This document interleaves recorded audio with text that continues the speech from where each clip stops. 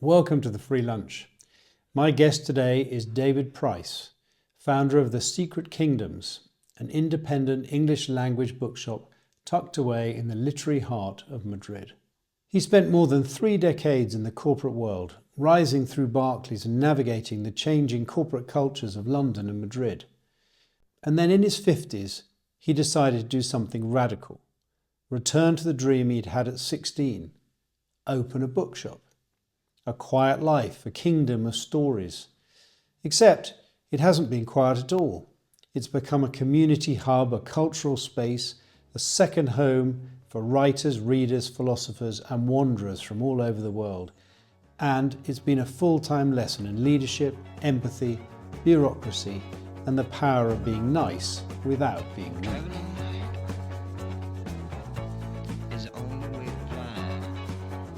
Hello, David.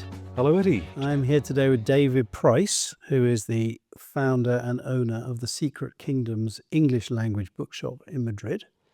Pleasure to be here today. It's very, very exciting to welcome you to the Free Lunch. Thank you. Lunchtime conversations where we like to get together with people who've had interesting journeys, done unusual things perhaps, set up companies, run companies, and I think you've done some of those things. So we're going to hear all about your story.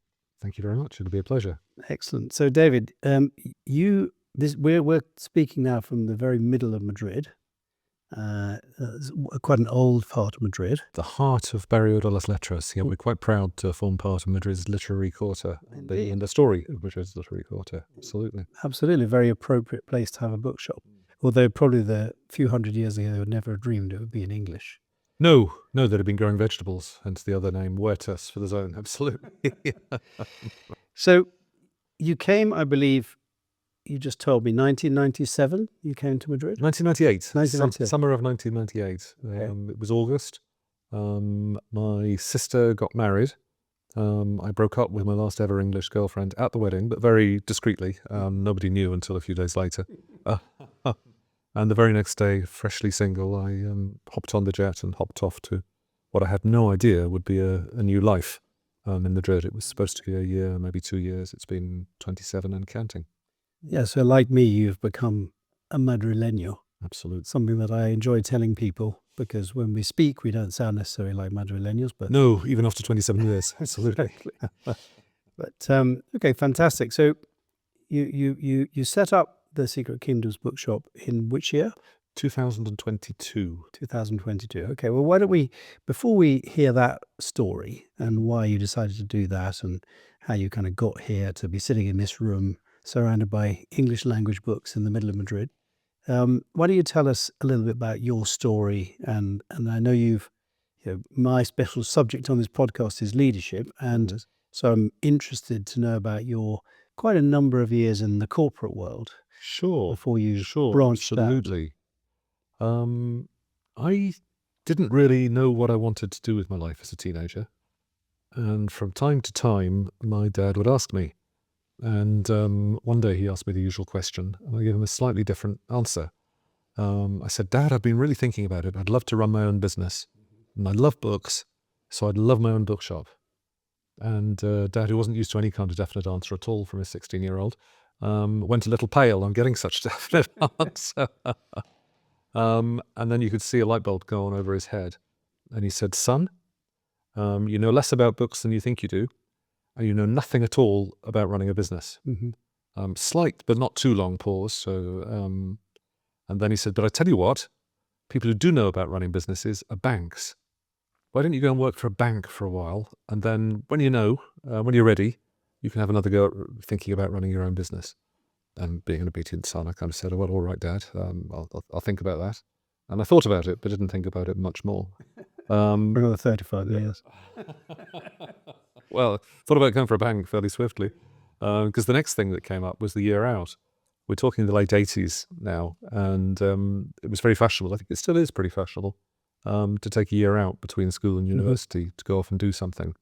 And at the time, I hope it still exists, there was a charity run out of Reading called Gap that would place 18-year-olds who knew nothing into jobs where they could perhaps learn something about the world. So we sent off for their brochure, and you had to list your 3 perfect jobs in order of preference. Having gone through the brochure, I put sheep farming in the Falkland Islands down as my number 1. No experience of farming whatsoever, even less experience of sheep, but despite a Welsh background. And the thing that really attracted me to it was that they'd pay you £6,000 for 6 months, plus give you full board and lodging out there. It must have been absolutely horrible. Thank goodness I didn't get it. But £6,000 was a lot of money in those days, so it attracted an 18-year-old. I went down for interviews in Reading, and what I actually got was the second choice on my list, which is a job in finance in Barclays Bank of Canada. And my dad said, son, remember what I said about banks? If you want a business, think about banks. He must be horrified because the sheep farm was even worse than the bookshop. The sheep farming didn't happen. I think £6,000 for his son wasn't totally something he was against. As long as he didn't have to pay. No, as long as he didn't have to work for it. So imagine a sheep farm in the middle of the Falklands, miles from anywhere. But anyway, don't need to imagine that anymore. So off I went to Canada, working for Barclays Bank of Canada. And despite various adventures along the way, it went well. And they gave me a reference when I came out at the end of 6 months working in Canada, which I parlayed into a summer job in the branches, just being an assistant to a small business manager, just for the summers. Which city was that? Not even a city, Stafford. Oh. The county town of Staffordshire. So I grew up in rural Staffordshire. Oh, okay. And I did that for 3 years, which was great. Oh, so it wasn't in Canada? No, I got the impression that sorry, it was in yes, I Canada. came back from Canada at the end of the 6 months with a good reference from Barclays Bank of Canada, and parlayed that into a summer job I get it. in Barclays Bank in Staffordshire, Right. where I'd grown up. By the way, I grew up in Reading, so Oh well, there you you probably passed in the street. Well, quite possibly, quite possibly. So 4 months the first year, 2 months each summer thereafter while at uni. And when I came out of uni, recession was on, and graduate jobs weren't easy to find. But with all that experience in Barclays, I applied for the Barclays program and got on, thanks essentially to all that serendipity beforehand.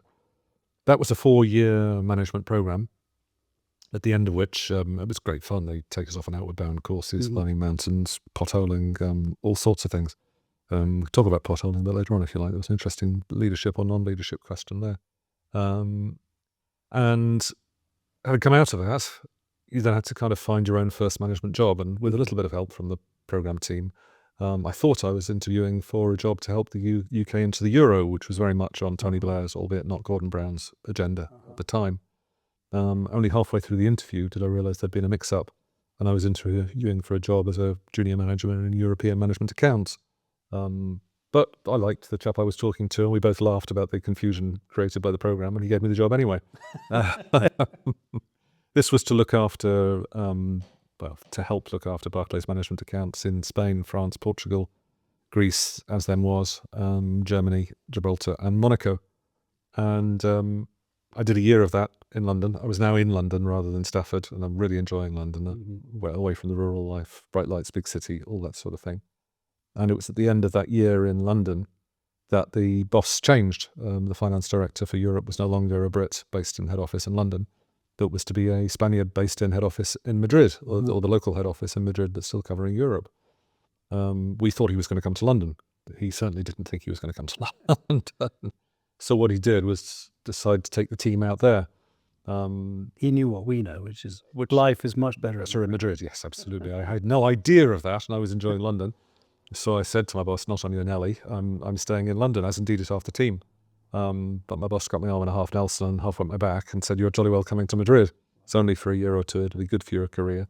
And after about 2 months of fairly forceful persuasion, I said, well, all right, then I'll give it a try. Only, hence leading on to what I think I mentioned about August 1998. Sister's wedding, break up with last girlfriend, new horizon, slightly nervous flight to Madrid to start a new life in Barclays in Madrid in 98. That's rolled in those offices right in the middle in Colón. No, oddly enough, it was near the Leaning Towers, the Torres Quillo. Oh, yeah. And in Mateo Nuria, where Barclays had another part of its head office in Madrid. Although I did spend some time in the Colón offices thereafter. Did various roles in Barclays in Spain, including a stint selling mortgages to Brits buying houses in Spain, which I'd be prouder of if it wasn't just before the housing crash. But there we go. And eventually, partly due to the housing crash, Barclays in Spain came to an end and was sold off to La Caixa. I did a bit of a soft shoe shuffle at that point, and through connections with Barclays in the UK, got a job back with Barclays in the UK, and was intending at the time to take the whole family back to the UK. But this was 2015, and fairly shortly after I had started doing a weekly commute and was thinking about scouting about places to bring the family to, the Brexit referendum took place.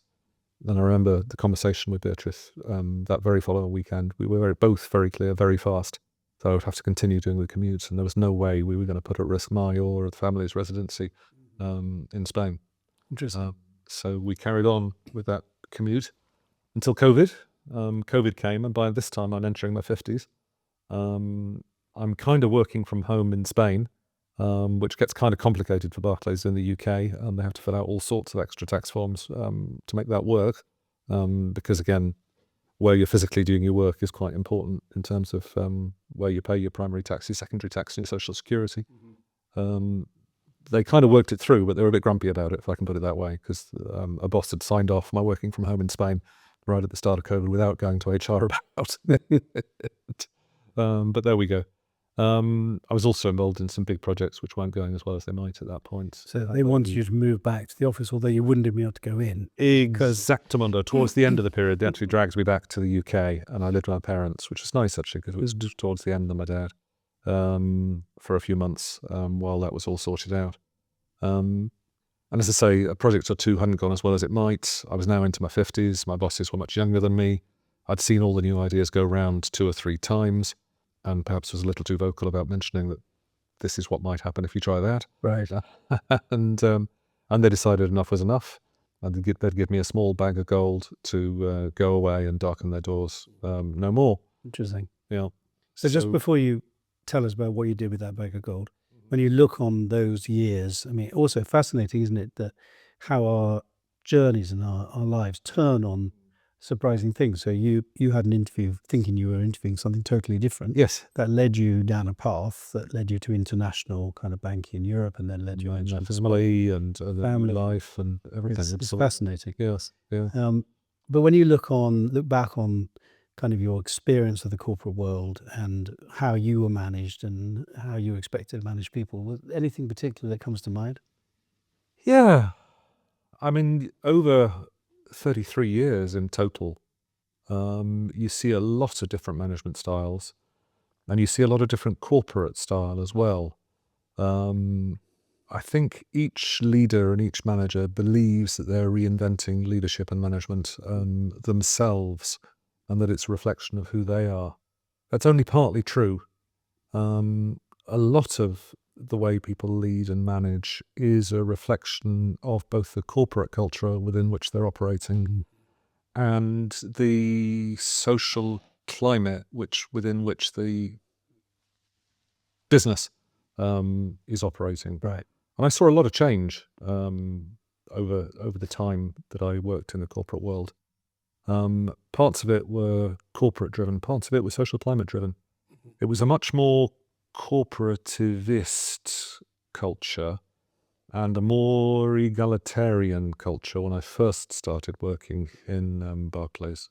In London? In London. The prestige of the bosses was strong. The arrogance of some bosses was strong. The bosses had a lot more perks and differentiating matters in terms of smart offices, chauffeurs, doormen, drivers, that sort of thing. But their actual salaries were a much smaller multiple of the junior staff salaries than they are today. Interesting.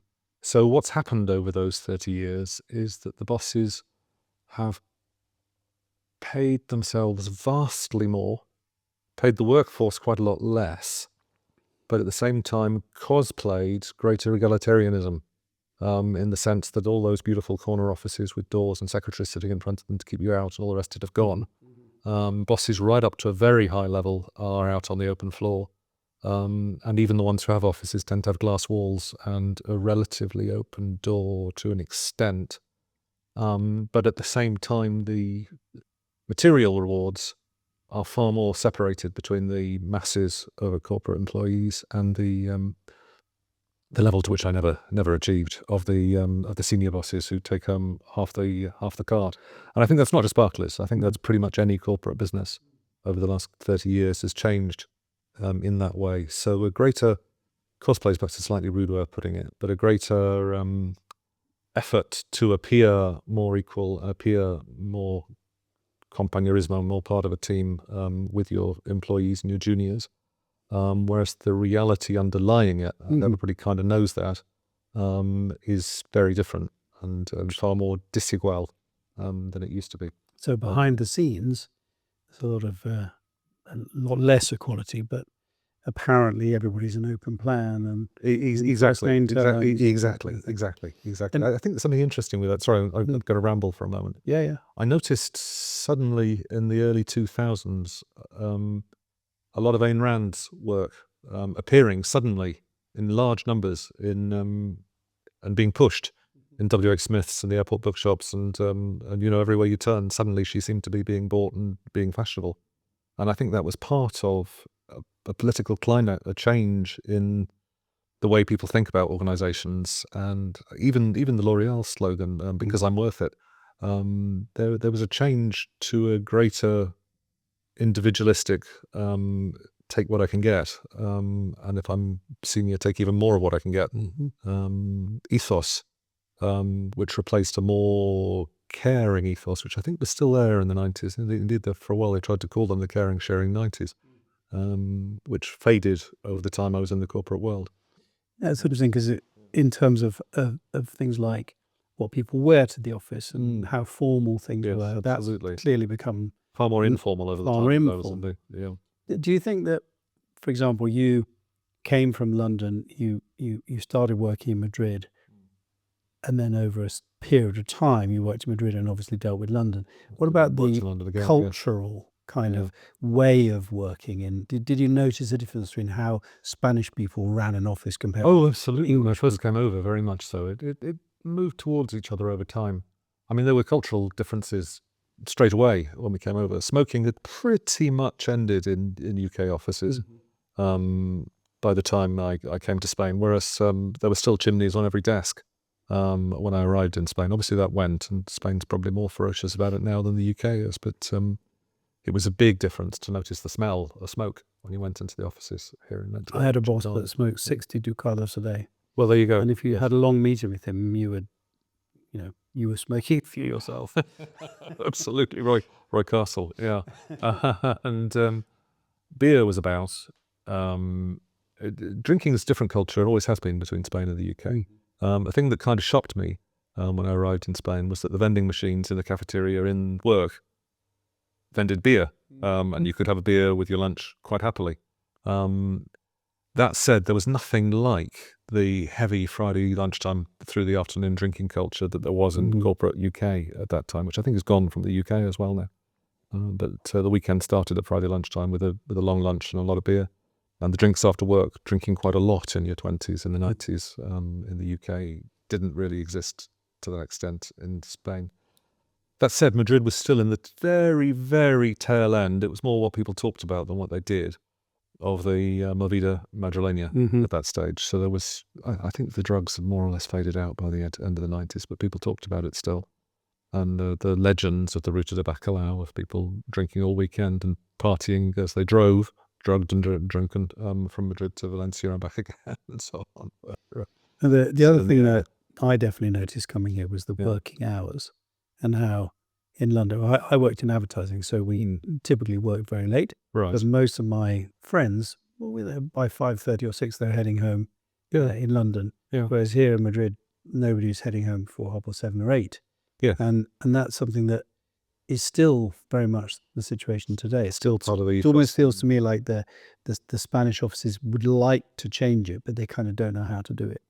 The Spanish culture is very much arrive relatively late, have a second breakfast with your colleagues, then have a relatively long lunch while denying it, and then go home very late indeed, by showing how much harder you work than everybody else by staying later than everybody else, but everybody else is doing it. So you're obviously vital because you're there till 8, 9, 10, 11, 12. I've worked till midnight a few times in Barclays in Spain. Yeah. Um, You've always got to leave a jacket on the back of your chair. oh yes, especially if you're at a long Like beach you're that you're doing not really probably. having. Yes, absolutely. I had a colleague who always said to me, in the office, you should always carry a piece of paper and walk fast. Oh yes, So it looks as though you're going to do something important. Oldest trick in the book, absolutely. I think that doesn't matter whether you're in Spain or England, anywhere else, that all holds true. Absolutely. Okay, so Yeah. thank you for all that. You've had a serious number of years in Spain. You've been working in the corporate world in banking, and now somebody hands you a bag full of gold and A says, small bag full of a small amount of gold. And Okay. says, off you go, don't darken our doors again. and so Absolutely, immediately your yes. mind goes back to your dad, and that No, not really. I thought about a fish and chip shop to start with. But then I decided that I didn't know how to cook, which and it all looked very expensive to set up. I wasn't sure whether fish and chips would quite work, because probably bacalao la romana or whatever it's called is nicer anyway.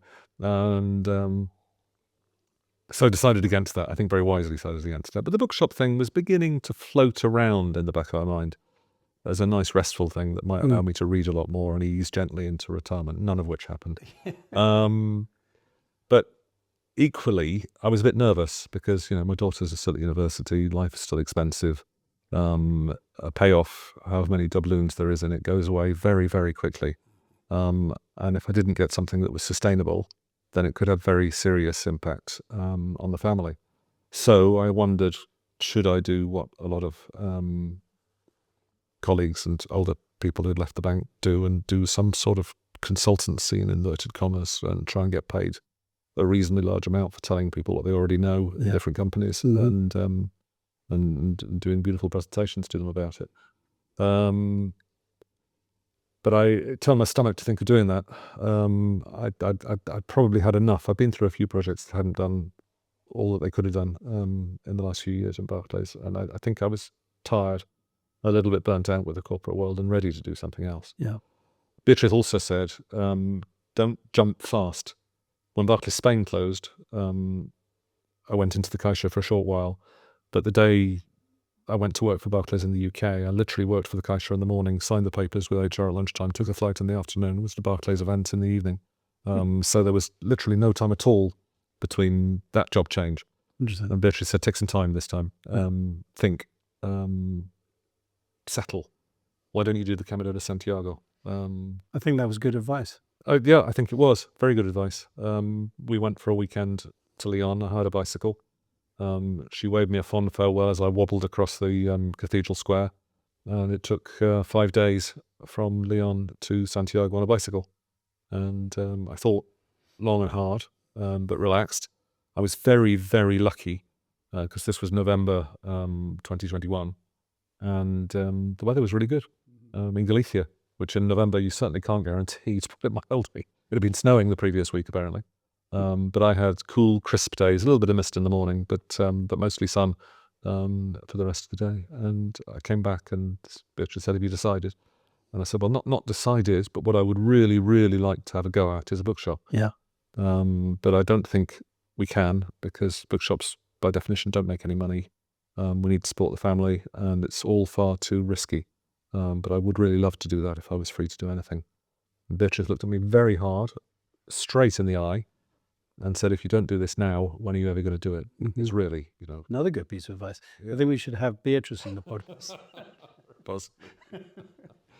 So that also, I was just going to say something yeah. that definitely happened to me. So my story is different, but I made up my mind to become a coach, Right. and then immediately you get people offering you things that are sort of to do with your old life, marketing projects, or communication things, and it's very tempting because you think, To do well, I know- consultancy, essentially. rather than I coaching. know how Yes. to do that. Yeah. So, but it's going to take away. It's going to be an opportunity cost with what I'm trying to do something new. And I wonder, did that happen to you? Were you sort of tempted into other things? Oh, no, not really. I think things have been so complicated during COVID. My love for the corporate world, which did very much exist. I mean, I owed the corporate world my family. I owed them the move to Spain. A nice life really throughout. But it curdled towards the end. I was tired of it. So I had in my mind that maybe I ought to do something corporate-y just to live. But I wasn't actively looking for it. I think my gut already knew I definitely didn't want to do it. Therefore, I wasn't open to or looking out for the opportunities doing that sort of thing that might have come my way otherwise. Yeah. And in those moments, it is very good to have a coach, somebody who says to you, "So, David, if you don't do it now, when are you going to do it?" And that was the truth. Yep. Yeah, absolutely. Okay, so how did it go? What? Well, that was November, late November. I then took a lazy collapse for most of December, although I started to research a little bit how bookshops worked. I discovered that UNED, I mean, this was real serendipity, that UNED were running a January to June course on how to open and run a bookshop. Wow. UNED, for those who might not be aware, is the University of Educación a Distancia, the kind of Spanish equivalent to the Open University. So I signed up for that course, which was great. I had also, again, being very fair to Barclays, because they were great. Having made me redundant, they put me on or offered me various transition support activities. One of which was to take certain courses. I'm trying to remember the name of the company, but it's kind of placement company that also does training courses. And I parlayed the offer of a UK training course into a Spanish training course on how to set up your own business. Right. Because there's a big process, especially in Spain, the bureaucracy of setting up it's not even a company, it's being an autonomo, but setting up a business needs a lot of paperwork. And you need at least a basic understanding of accountancy and that sort of thing. And the lady who was running that course turned out to be a gestor as well. And as we chatted during the course about my dream of running the bookshop and got some advice from her and all the rest of it, she said, "And you're going to need a gestor for all this, aren't you? What about me?" So, for those who don't know the Spanish, that would be kind of like administrator. Yeah. Sort of admin and accounting and all that kind of Yes, I mean, they don't actually come into the business, but you send them all your bills and you send them all your income statements. And they deal with that Spanish bureaucracy as well. They deal with a lot of that Spanish bureaucracy for you. They even things that sound simple but turn out to be complicated, like having an electronic certificate on your computer and that sort of thing. They essentially took me through and got set up for me and all that sort of thing. And the N forms, I can tell you stories about getting the license to run a business out of a property. Apparently a lot of Spanish companies don't have them because it's so complicated. It is quite complicated to get them. We got it in the end via a couple of false starts, but lots to set up. So yeah, there was the course with the UNED. There was getting a gestor who could hold my hand to a degree through the business setup process. Also went to the Ventanilla Única, which is supposed to be a one-stop shop for setting up a business in Spain. What it actually is a one-stop shop that will tell you all the other windows that you have to go to set up a business in Spain. But at least it gives you a list.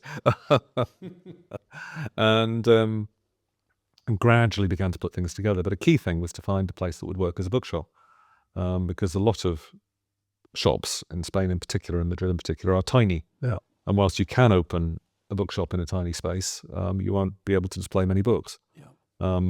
There are bigger shops in Spain, but they even start with very expensive, and a bookshop isn't somewhere that make a fortune. So we had to look at a lot of different kinds of properties. We knew we wanted it to be central. We looked at quite a few places in other PAs which were affordable but complicated. We found a nice place on Calle Cervantes. Didn't have proper windows onto the street, but once you got inside, it was a nice shape with 3 rooms going in. It could have been, the 2 rooms and then the second-hand room. And then it had a loo out on the patio. And I've been put in touch with, through a friend of Beatrice, again, a different gestor who did the building certificates for opening a business in a certain property. And he came to look at this place that we'd kind of verbally said to the guy who was renting it that we'd be interested in doing, and could we see their shop certificate. He ummed and ahed and went pale for a while there. I'd clearly been a bookshop before and been a lot of other things before, and the best thing he could find was a license for it to be a greengrocer's in the 1950s under Franco, which obviously wasn't satisfactory, so we'd have to start the whole process again. And when this certification guy came along, he took one look at the place, sucked his teeth, and said, "It's going to cost you." I said, "Well, why is it going to cost us?" I said, "You've got an invasive toilet here." And essentially, as with a lot of the old buildings in central Madrid, they were built without toilets for each property. And they'd have a communal toilet on the first, second, third, and fourth floors. And the shopkeeper would dash upstairs whenever he felt the need to answer the call. When the sanitation came in for each individual flat, the toilets communally disappeared. Often they'd put a lift shaft where they were, or use them as storage rooms or whatever. And the poor old shopkeeper was either crossing his legs, or he could talk most commonly to the community of neighbours and get permission to build a shack off the back of the shop in the patio with connection to the drain. And 9 times out of 10, he didn't talk to the local government about doing that. Which means if you're going to the local government with your beautiful architect's drawing of your new shop and all the components of it, and it's got a toilet which doesn't correspond with the architect's drawing of the local government house from the 1890s, then you're in trouble. And that was the problem with that property, much to the disgust and fury of the person who was renting it out. But it also, isn't it amazing how, if you are going to set up a business, the stuff that gets you stops Not you. the stuff you expect. Not what you expect. No, it's Absolutely. I mean, I noticed for a while after it had become a bookshop again, and then it became something else and something else. And I'm sure nobody else other than the foolish Brit would have dreamt of going to the local government and saying, "Look, here's our architect's design, and here's the certificate application for this beautiful new business I'm going to run out of here. I've got a greengrocer's certificate from the 1950s. That should do it." probably, and maybe not today, but another conversation. We could probably talk about how the British mind adapts to the Spanish way of thinking about rules and regulations and that kind of stuff. Because I think the same as you, I'm always like, no, we can't do that because got to do everything that's written down that it says you've got to do. Yes, exactly. And the book's quite large in Spain, to put it mildly. Yeah. That's but we did everything by the book. I've got a whole wall of certificates up there, and it was a gradual process. I hope we've got every single one. I'm sure somebody could probably prove we haven't got one somewhere at some point. I think that's half the point of the way it's all set up. But I think we've got everything. And so we were able to put it all together gradually. We found this place shortly after we lost the other place because of the communal toilet. It was depressing. Saturday evening, it was raining hard. It was February. We just lost the place due to the communal toilet. We didn't know what we were going to do. We were wandering around a wet Barrio de las Letras, thinking, what do we do? And Beatrice spotted the black facade of this place. Beautiful facade, but very black and wet at that point, with the 2 steel roller blinds rolled right down and flopping wetly against the roller blinds was a felt-tipped cell keeler and a phone number. So she rang that straight away, being Beatrice. And astonishingly, the lady who answered said, "Oh, yes, I look after this for the old boy who lives upstairs. We can show it to you Sunday morning." So the very next day, we came and have a look, and we fell in love with the place. Used to be a yoga studio. It still had faded, dried flowers in it. COVID had killed the yoga studio. But you could see the potential of these rooms for a bookshop straight away. And it's a lovely facade onto the street as well. Which that's beautiful. And you've kept it kind of like it was. Yes, pretty much, yes. Because what was it before? Oh, it's been lots of things before. You can see the drive shaft up on the ceiling there. That's from the original built use of these premises, which was to make billiard tables. So the room we're in now would have been the machine tool room with a hammer and a plane and a planer and a saw driven by those wheels and a steam engine, no doubt, in the corner. And then the big room just out there, was the showroom where you'd have had your billiard tables, y articulus to casino in the Spanish sense, of course, on display. And then the smaller room where you first come in was the reception, where you'd have done the paperwork and ordered your billiard table and all the rest of it. Amazing. Ishmael, Guarma and Sons, you very occasionally still see one of their billiard tables up for sale. Since then, it's been all sorts of things. It's been a grocer's shop, it's been an art gallery. Most recently, before us, it was a yoga studio, as I say. Yeah. Oh, amazing. Yeah. Okay, and tell me about the name, because it's a lovely name. Oh, Secret Kingdoms. Yeah, that was very lucky as well. We first off thought about calling it Books and Bags, because Beatrice was going to sell bags and I was going to sell books. That was our first kind of idea, which isn't a very upmarket name, really. And we weren't quite sure about it to start with, but we thought about it. Then a friend of Beatrice features quite frequently in this story, is a graphic designer, and she came round to our home and chatted through with us a little bit about the image and the thoughts and what we had in mind and what was in our hearts about the business we wanted to open. And out of that came the idea of calling it Small Kingdoms, because it would be small, so a small business that we're starting up. It would be our own kingdom. And I've always liked a bit of the old sort of chivalry, ancient history, knights in armor dashing around kind of feel to it. You can see a bit of that in the logo.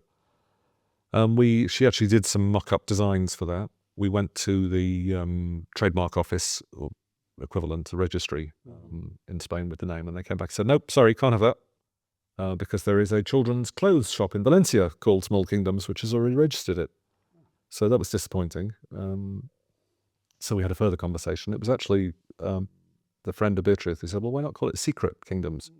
And that just blew every light bulb off the top of my head, because the idea of the secret world that you enter when you read a book that nobody else can see and feel, the film that you're creating for yourself inside your mind as you read a book. Equally, when an author writes a book, no one else knows exactly what's in their mind. It's a secret as to what they're writing. So Secret Kingdoms just felt so right for a bookshop. And luckily, it hadn't been registered already, nor had its website variant. So we were able to register both with the Spanish trademark registry and buy quickly pretty much all the variations of Secret Kingdoms that you can, with dots and commas and nets and things behind it, and get set up with that as the name. So that's the origin of it. Amazing. Yeah. Okay, so you opened to the public in June 2022. So I was fired in October, November 21, and we opened in June 22. So it seemed a long time during the process, but in retrospect, it wasn't really all that long. Yeah. So you've been going for about 3.5 years. Yes. And what would you say? What's been your kind of your learning for you personally in that? Oh gosh, vertical learning curve. It's enormous fun. It's enormously sociable. It's enormously community, if I can put it that way. You make a lot of new friends running a bookshop. You feel you're doing something really worthwhile in a way that you're far too detached from when you're working in the corporate world. You can feel the pleasure of people coming in, spotting the books that they like. You have really interesting conversations about books every single day with different people. You have fun, as you know, with people who've written books, and they're happy to come in and talk about them and share their creative process with, I was going to say the world, it's a bit ambitious, with this room in Secret Kingdom. It's a small secret world. A small secret world, yes, absolutely. So I've learned just how much fun it is. I've also learned just how much work it is. I thought it would be a quiet life, reading books and occasionally selling one of them. It's a busy life, both with the ongoing administration of it. Spain keeps you on your toes administratively. I think I fill out 9 different tax forms every quarter. There's an extraordinary level of, and that's even with a store helping. And equally, because the shop, touch wood, is doing all right, there's been the process of first off, just being me and Beatrice, then taking on 1 part-time person, then taking on 2 part-time persons, then one of those part-time persons going full-time. Is that the right order? Yeah, but more or less. And then another part-time person, and then that part-time person going pretty much full-time. So as we've grown and the business has got busier, we've extended the hours and we've taken on more people, and all of that involves more work, which I'm not complaining about in the slightest. But I think I read fewer books now I've got a bookshop than I did before I got a bookshop. Each person is their own universe. Oh, absolutely. And have you applied any kind of philosophy of leadership, or have you sort of thought about how you're going to manage the people who work with you, or how you're going to manage the business? Only at the most simple and childish way. I remember my mum, and then me in my turn to my children, saying it's nice to be nice. And it is nice to be nice, and people react far better to praise and to collaboration and to involvement and to, I think I mentioned earlier on, we try and run it, even though it's not, as a little bit of a collective. I've had bosses who've very much incorporated me into the decision making and the process, and the made me feel an absolute part of the development of what's been done. I've equally had bosses who've been on the do that, and I'm the boss and I'm get the credit for everything approach as well, which I don't like so much.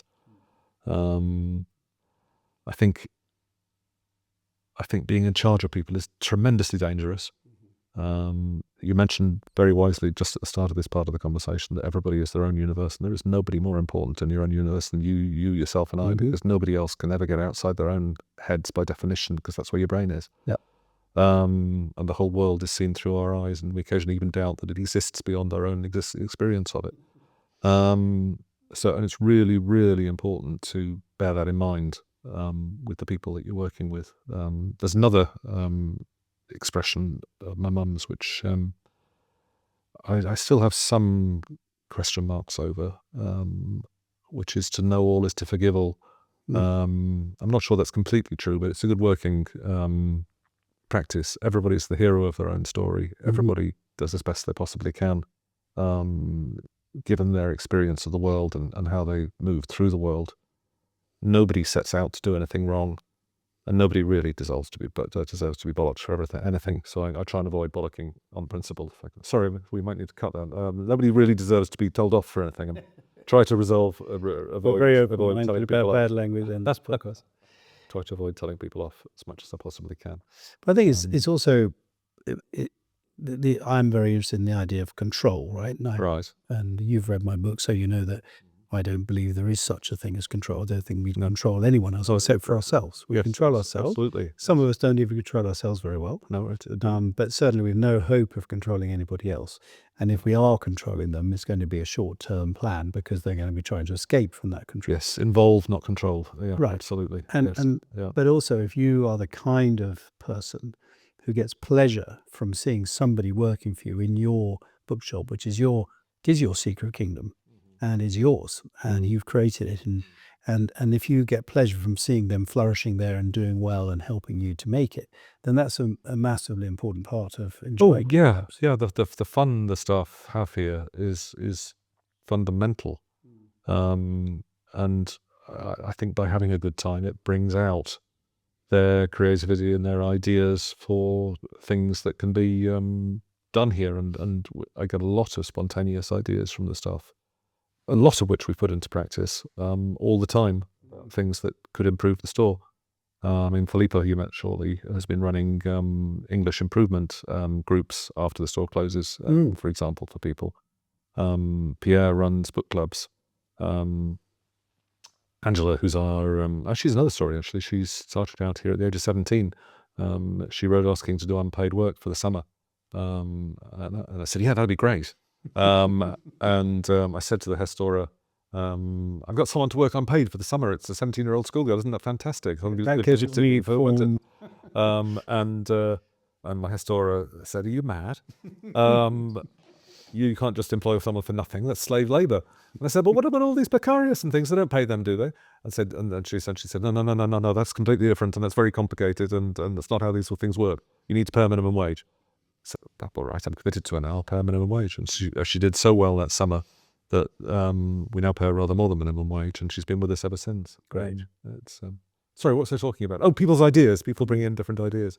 And she redesigned our business cards, for example. She's got an artistic background and is currently doing some postcards using the facade of the shop that we mentioned as well. So, but it sounds like you have, because often when I talk to people who have set up a business, the thing that they found most difficult is the people part. And it doesn't sound to me like that's been an unpleasant experience for you. No. But what would you say has been the most challenging bit of setting up the bookshop? Difficulties. I don't want to bore you by going over it again, but I do find that getting through I'm not a natural bureaucrat. I'm not someone who likes papers and forms and formulas and reporting in a certain format in a certain way and making sure everything's right every time. And thank God for hair stores in Spain, really. But even so, it does take up an enormous amount of my time. Probably not for this conversation, but for a conversation another time or offline. I probably need to get someone in to help me with it, because I'm spending far too much of my time doing it at the moment. I was talking to my hair store about it the other day, but equally, it's very, very different role from selling in a bookshop, which I would want to do more of. Well, it's interesting because there's the working on the business and the working in the business, right? And so often with small businesses, the issue is that people want to work in the business and they don't really want to work on the business. But if you don't work on the business, it doesn't grow and that kind of stuff. Absolutely. But yes. you're also talking about like a different facet of working on the business, which is kind of administrative stuff, Yes. which is not actually helping you to grow the business. No. It's just stuff you've got to do. Got to do. And Yeah. I think delegate is the... Yes, delegate's good, but you've got to find someone who's going to be good at it. We'll get there. It's We'll the get there. opportunity Yeah. cost of every minute you spend filling in a form when you could be doing something else. Much more fun like this. Absolutely. And what about marketing? I mean, here you are in the middle of Madrid. I mean, people are, in my opinion, massively better at English in Madrid than they were, say, 20 years ago. Oh, absolutely. Yes, the whole Colegio Bilingüe. Very often. I mean, I would say 25, 30 years ago, it was quite unusual to find somebody who could speak English well. Now, plenty of people can. Absolutely. And it's been one of the great pleasures of running Yeah. Secret Kingdoms has been the big Spanish audience that have appreciated us and come to us, which wasn't expected at all. Do you have any figures on that, like in terms of... Off the top of my head, I'd say a third to a half of our clientele are Spaniards, Okay. which is much, much higher than I ever thought possible. I said 5 to 10% as well, guess, before we opened up. Yeah. I think the Colegios Bilingües have done a great job, at least in terms of creating a critical mass of Spaniards who read for pleasure. But that's also great because it shows you're not a niche business aimed at only the expats and Americans and English people. No, absolutely. You're Yes. a business that's appropriate for the Spanish market. Yeah. And so, yeah, what were you saying about that? That having that sort of Spanish... I think it makes us more part of the local community. Yeah. I think it's important that we're not part of the problem, in inverted commas. I occasionally wonder and worry if we might be seen as part of the problem of over-tourism and over-gentrification and the issues that can bring in its wake. So I think we are genuinely part of the local Spanish community as well as part of the expat community and also serve the tourist. Interesting. I mean, I have to admit that now, if you were selling little trinkets and fridge magnets, then I could argue that, I can see the argument that you were contributing to the sort of tourism.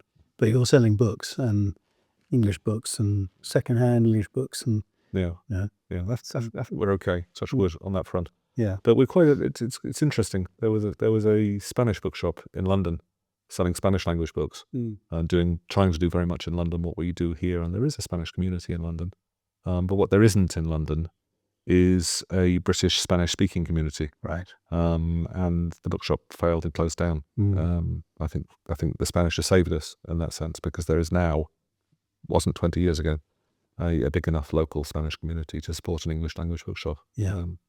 So you're living in this world of books, surrounded by books now. Hope you still love them, considering that very much so. You haven't Absolutely. had that problem where your hobby has turned into your work and then you no longer love it as a hobby. No, I don't read as much as I'd love to read, but I would still very much love to read more than I do read. And I love reading the amount that I do read. Right. And so I'd love to know what are your top 2, 3, 4, 5 books?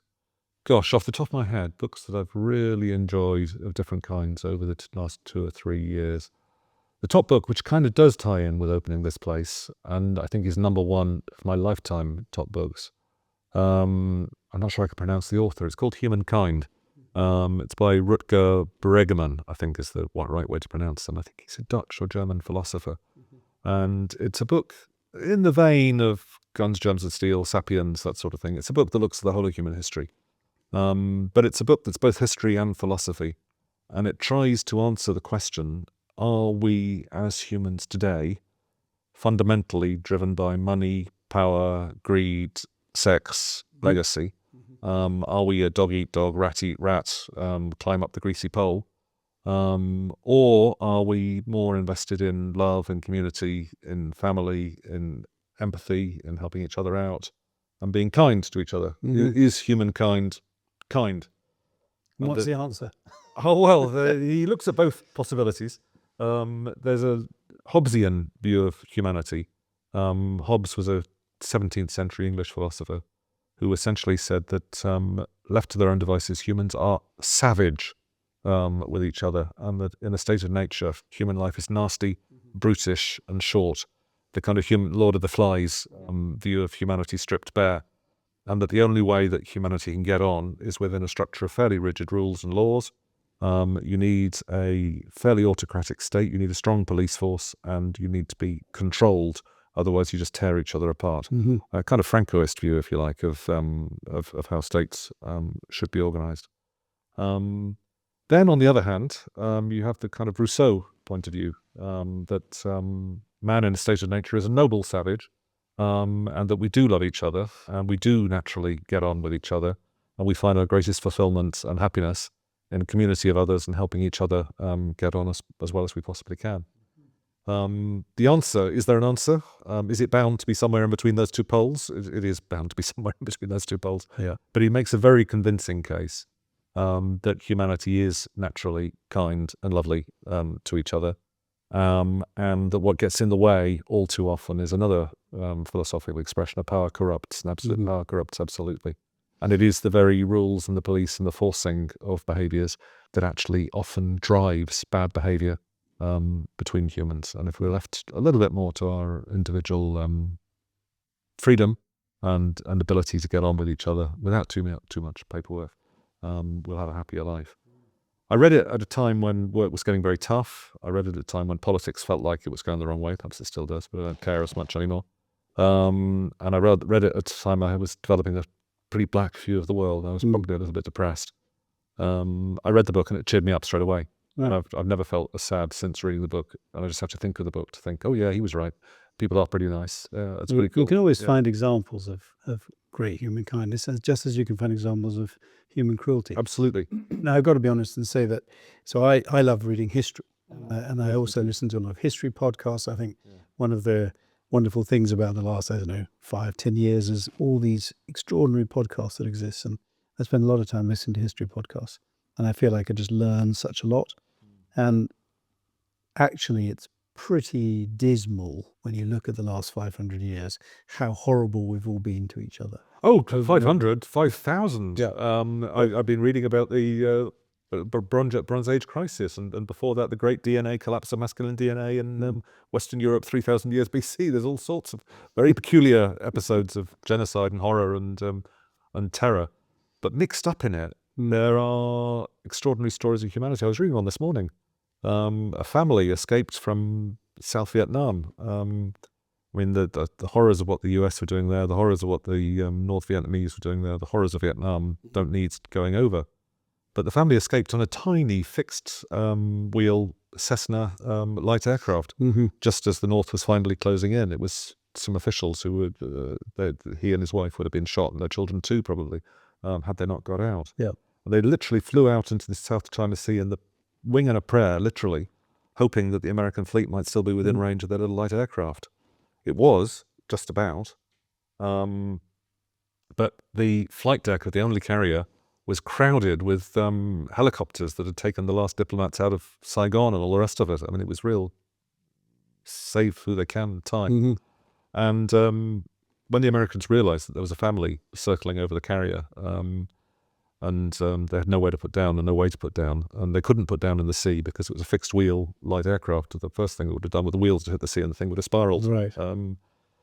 But they threw the helicopters overboard. Wow. And made space for landing and saved the family. And there were tens of millions of pounds worth of Chinooks and the stuff. Well, that's a great story. I must admit, I would say that if you look back at history, if there's something absolutely horrible going on, very often these people who've lived next door to you are horrible, and these people are lovely, and it's kind of, you're never quite sure what you're going to get.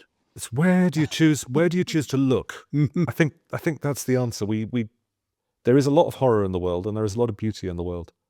Someone once told me that you could look at a great photograph of a beautiful seascape and a beautiful beach, and you could be inspired and find at peace, and I think, what a wonderful thing, and that's brilliant. Or you could look at exactly the same photograph of the great seascape and the beautiful beach and notice the dirty nappies washed up on the shore in one corner of it and say, look at those horrible dirty nappies. Isn't everything terrible? Or dead fish. Or dead fish. Yeah. Isn't everything terrible? So it's what you choose to look at, and I think the book taught me to look at That's kindness. Nice. And to be honest, earlier on you mentioned, when I asked you the question about how you like to treat the people who work for you, I think saying you just like to be nice, I genuinely believe there's a lot to be said for that. And nice does not necessarily mean weak. It doesn't mean that you have Can do. I ask myself the question: am I being weak? Probably 2 or 3 times a week. Sorry. Well, but if you know it, that's back to my thing, which is in my book about empathy and understanding your own impact. And I think if we understand that perhaps we're not being that tough, but on the other hand, is how we like to do it. So that's kind of our choice again, isn't it? Back to where I'm at. our self-control. Okay, well, let's just finish with one other book. Come on, you've done a philosophical, historical one. Something a bit racier, something a bit lighter. Favorite sci-fi book. I love a bit of sci-fi. I've read most of Asimov, most of Arthur C. Clarke. Getting into the fantastical, like a bit of Ursula Le Guin and that sort of thing. Very much enjoyed Ender's Game and a few others. But the sci-fi book that I've most just enjoyed and appreciated is a book called Children of Time by Adrian Tchaikovsky. It's a relatively recent sci-fi book. It was written as a standalone. He's since been forced, Pillars of the Earth style, by his publishers to write 2 sequels. But the book Children of Time is still a great standalone story.